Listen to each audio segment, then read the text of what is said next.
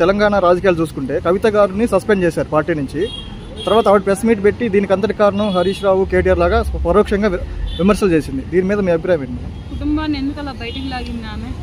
అన్నను బయటికి లాగిద్దా, బావను బయటికి లాగిద్దా, తండ్రిని బయటికి లాగిద్దా? నువ్వు ఎటువంటి వ్యాఖ్యలు చేయకపోతే నిన్ను కన్న తండ్రే, నిన్ను ప్రాణప్రదంగా పెంచుకున్న తండ్రే నిన్ను పార్టీ నుండి సస్పెండ్ చేస్తాడు. నీకు ఒకప్పుడు హోదా ఇవ్వలేదా? పార్టీలో పదవి ఇవ్వలేదా? నీకు ఒక మహారాణిలాగా ఒక తెలంగాణ రాష్ట్రానికి ఒక మహారాణిని లాగా చూపించలేదా నీ తండ్రి కానీ, నీ అన్న కానీ, నీ బావ అయినటువంటి హరీష్ రావు గారు కానీ? వీళ్ళందరూ చూపించారు కదా. చూపించినప్పుడు ఆ పదవిని, ఆ మర్యాదని ఎందుకు కాపాడుకోలేకపోయావు? ఎందుకు కోల్పోయావు నువ్వు అలాగా? నీ మధ్య ఉన్న భ్రమించిందా లేకపోతే ఏంటి? పదవి పోయి వాళ్ళు ఎలాగైనా 9 ఏళ్ళు పదవిలో ఉన్నారు. 9 ఏళ్లలో నీకు ఏ రోజైనా డ్యామేజ్ అయ్యిందా? నిన్ను ఏ రోజైనా ఒక ఏళ్ళెత్తి చూపించే అవకాశం ఇచ్చారా? ఎవరు ఇవ్వలేదు. అంత ప్రాణప్రదంగా నిన్ను చూసుకున్నాడు నిన్ను కన్నటువంటి తండ్రి అయినటువంటి కేసీఆర్ గారు. అదేవిధంగా నీకు సపోర్ట్ చేశారు కేటీఆర్ గారు. అదేవిధంగా హరీష్ రావు గారు, బావగారు అయినటువంటి నీ బావ అయినటువంటి హరీష్ రావు గారు కూడా నీకు సపోర్ట్ చేశారు. ఇంతమంది సపోర్ట్ చేసి 9 సంవత్సరాలు ఒక ఘాటి మీద ఒక పార్టీని, ఒక ప్రభుత్వాన్ని నడిపించినటువంటి బీఆర్ఎస్ ప్రభుత్వంలో ఇవాళ రోజున చీలికలు వచ్చాయి.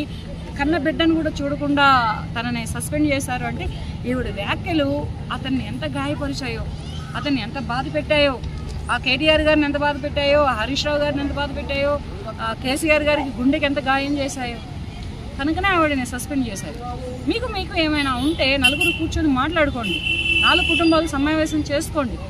సమావేశమయ్యి మీ కుటుంబాల్లో ఏమన్నా ఇబ్బందులు, విభేదాలు ఉన్నాయా మాట్లాడుకొని తీర్చుకోండి. లేకపోతే పార్టీలో ఏమైనా విభేదాలు, ఇబ్బందులు ఉన్నాయా అది కూడా మాట్లాడుకొని తీర్చుకోండి. అంతేగాని ఇలా రోడ్డు మీదకెక్కి, బజారుకి ఎక్కి తండ్రి పరువు తీస్తుంది, తోడబుట్టిన అన్నని చేస్తుంది, నమ్మి నిన్ను సపోర్ట్ చేసినటువంటి బావని ఇది చేస్తుంది.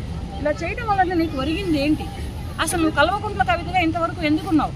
నీకు పెళ్ళయింది కదా, నీకు భర్త ఉన్నాడు కదా. నీ భర్త ఇంటి పేరు ఏంటి? ఆ ఇంటి పేరు నీ ఎక్కడ దాచేసావు? కల్వకుంట్ల కవితగా ఇన్ని రోజులు బట్టి ఎందుకు మెయింటెనెన్స్ అవుతుంది? ఫస్ట్ కల్వకుంట్ల అనే పేరుని నీ పేరు ముందర తీసేసుకో. నీ భర్త ఇంటి పేరు ఏంటో చెప్పు ప్రజలకి. నీ భర్త ఎవరో ఒకసారి పరిచయం చెయ్యి. నీ భర్త ఇంటి పేరు ఏంటనేది చెప్పు. నీకు కల్వకుంట్ల, నీకు పెళ్ళై ఎన్నాళ్ళు అవుతుందో నాకైతే తెలియదు, కానీ పెళ్ళైన తర్వాత కూడా నీకు కల్వకుంట్ల అనే పేరు ఇచ్చారు అంటే ఆ కుటుంబ ఘనత గురించి చెప్పు. ఇప్పుడు ఆంధ్రాలో వైఎస్ షర్మిల గారు ఎట్లా చేసి ఒక పార్టీ పెట్టి దాని తర్వాత కాంగ్రెస్ విలీనం చేసి ఒక జగన్మోహన్ రెడ్డికి విరోధంగా తయారయ్యారు. అదే విధంగా చేస్తారా ఈ వీరు కూడా, కవిత గారు కూడా? ఆ రాష్ట్ర రాజకీయాలు అయితే తెలియదు, కానీ ప్రస్తుతానికి ఈ రాష్ట్రంలో అయితే మాత్రం కేసీఆర్ గారు మంచి తీర్పు ఇచ్చారు. ఎందుకనంటే కన్న బిడ్డనైనా కానీ క్షమించేది లేదు అని చెప్పి ఆయన ఒక మంచి తీర్పునిచ్చారనమాట. అది ఇవ్వడం ప్రజల్లో కూడా ఒక ఏంటంటే ఒక ఐక్యత వచ్చింది. ఒక ఐక్యంగా ఉన్నారు. ఇటు 2 చక్రాలు, అటు 2 చక్రాలు, మొత్తం కలిపి 4 చక్రాలు 9 ఏళ్ళు బట్టి నడిపించింది రాష్ట్ర రాజకీయాన్ని.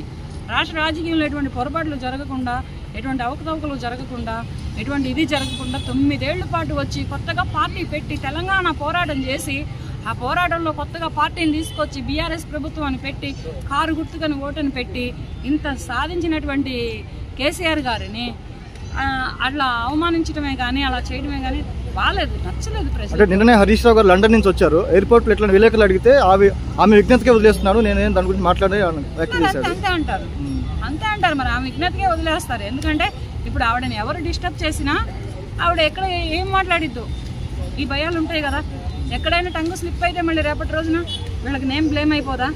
వీళ్ళు ఉంటున్న నియోజకవర్గంలో వీళ్ళకి ఒక వాల్యూ ఉంటుందా? వాల్యూని కోల్పోరా? ఇటువంటివి జరుగుతాయి. అందుకనే వాళ్ళు ఏంటంటే ఇప్పుడు కేటీఆర్ గారైనా ఆవిడ విజ్ఞతకే వదిలేస్తాడు, హరీష్ రావు గారైనా ఆవిడ విజ్ఞతకే వదిలేస్తారు. వీళ్ళందరి పైన హెడ్గా ఉన్నటువంటి కేసీఆర్ గారు మాత్రం నిర్ణయాలు తీసుకుంటారు.